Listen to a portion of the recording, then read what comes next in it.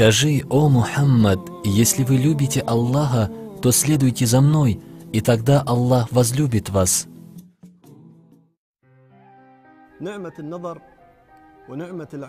Взгляд, глаза – это одна из больших милостей Аллаха для нас. Если предложить за глаза 1 миллион, 2 или 100 миллионов, разве найдется тот, кто за эти деньги продаст их? Мы наделены очень большими благами Всевышнего. Аллах повелел нам смотреть, разглядывать.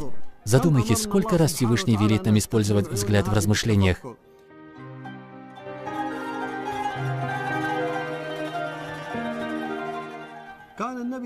Глаза пророка, саллаллаху алейхи вассалям, были очень красивыми.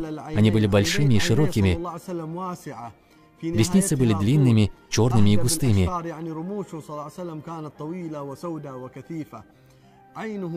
Одновременно с этой красотой выразительно красивым был и его взгляд.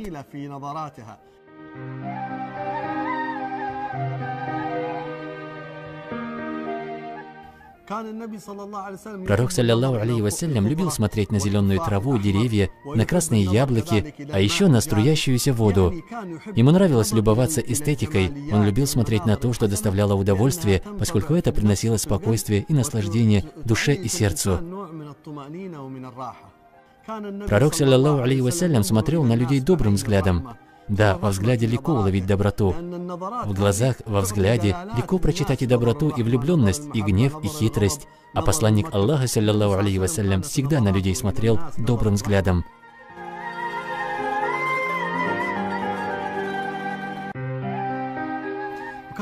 Посланник Аллаха, алейхиссаляту вассалям, смотрел на людей со скромностью, но не позволял себя смотреть нагло, а, обращая взгляд на кого-то, слегка оборачивался к ним. Сунной пророка, саллаллаху алейхи вассалям, считается то, что он смотрел больше на землю, чем на небеса, соблюдая этику по отношению к Аллаху. Его взгляд не падал на мирское, дела, заботы, также и мы. Когда видим что-либо удивительное из мирского, должны следовать сунне и читать следующие дуа. Нет существования, кроме как в ахирате. Сегодня одни из нас смотрят на машины и удивляются, когда видят, что превосходящее ее о красоте. Также и при виде красивого дома. Имея все необходимое, уже через пару дней человек начинает засматриваться на что-то другое, потом еще, и в конце своей жизни просто утомляется. А если ты скажешь, нет существования, кроме как в ахирате, то будешь доволен тем, что имеешь. Наслаждение в ахирате – это вечные блага. Аллах обучил этому, сказав, «Не заглядывайся на то, чем мы наделили некоторых из них, неверующих. Это блеск земной жизни». Пророк, саллаллаху алейхи вассалям, был выдающейся личностью. Сегодня многие люди свой взгляд направляют на многие ненужные вещи, а глаза – это дверь к сердцу. Все, на что смотрит человек, запечатляется в его сердце. Взгляд формирует внутреннее состояние сердца. Некоторые люди рассматривают буквально все, даже объявления на улице. Но если ограничиться тем, что приносит пользу, то такой взгляд будет способствовать получению многочисленных знаний и пользы.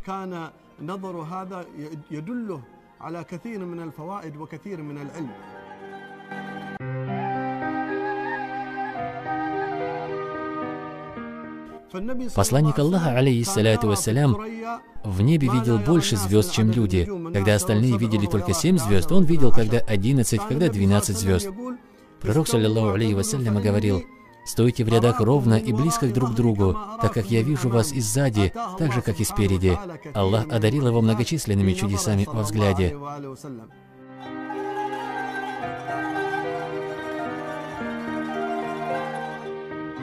Многие люди, когда кто-то сидит за компьютером, подглядывают, желая узнать, что там написано. Или когда проходят мимо дома, входная дверь которого может быть немного приоткрыта, задерживаются и смотрят, что там в доме. Это запрещено делать. Аллах сказал, не шпионьте. Во взгляде есть тайна Аллаха, и она оказывает воздействие. Порой, когда человек смотрит с завистью на что-либо или с удивлением, то это может принести вред тому человеку, на которого был обращен взгляд. Например, можно сглазить. Поэтому при виде чего-то удивительного нужно говорить «Маша Аллах» или упомянуть Аллаха, прочитать салават на пророка, саллаллаху алейхи вассалям. И тот вред, который мог настигнуть из-за взгляда, будет отвергнуться из воления Аллаха.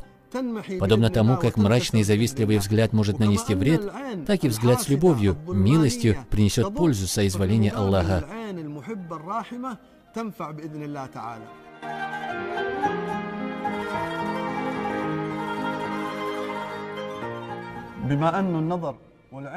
Так как глаза являются большим благом нам от Аллаха, нужно заботиться о них. Поэтому пророк, саллиллаху алейхи вассалям, придавал значение уходу за глазами, использовал сюрьму. Пророк, саллиллаху алейхи вассалям, сказал: «Наносите на глаза сюрьму, она улучшает зрение и способствует росту волос». И этому действию пророк, саллиллаху алейхи вассалям, придавал большое значение. Даже отправляясь в путешествие, он всегда брал с собой сюрьму. Сунной пророка, саллиллаху алейхи вассалям, было наносить сюрьму сначала на правый глаз. 3 раза наносил на правый глаз, а затем 3 раза на левый. Иногда 3 раза на правый глаз и 2 раза на левый. Тут надо отметить еще один важный момент. Пророк, саллиллаху алейхи вассалям, в своих делах любил нечетность. Как здесь, 3 раза справа, 3 раза слева. Мы часто забываем соблюдать эту сунну, и кто будет выполнять ее, оживит сунну посланника Аллаха, саллиллаху алейхи вассалям.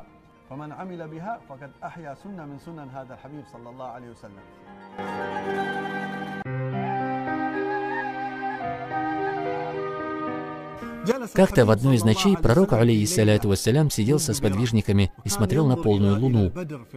Он спросил сподвижников: «Вы видите эту луну?» Они ответили: «Да, о посланник Аллаха». Тогда пророк, саллиллаху алейхи вассалям, сказал: «Воистину, таким же образом вы увидите своего Господа в раю». Аллах возвеличил пророка, алейхиссаляту вассалям, ночь Ми'раджа тем, что он показал себя Мухаммаду, саллаллаху алейхи вассалям. Мы надеемся, что следованием сунне и во взгляде, следуя посланнику Аллаха, саллаллаху алейхи вассалям, Аллах возвеличит нас, дав возможность увидеть его вместе с посланником Аллаха, саллаллаху алейхи вассалям, и высокой степенью из-за послушания велению Аллаха. Скажи, о Мухаммад, если вы любите Аллаха, то следуйте за мной, и тогда Аллах возлюбит вас.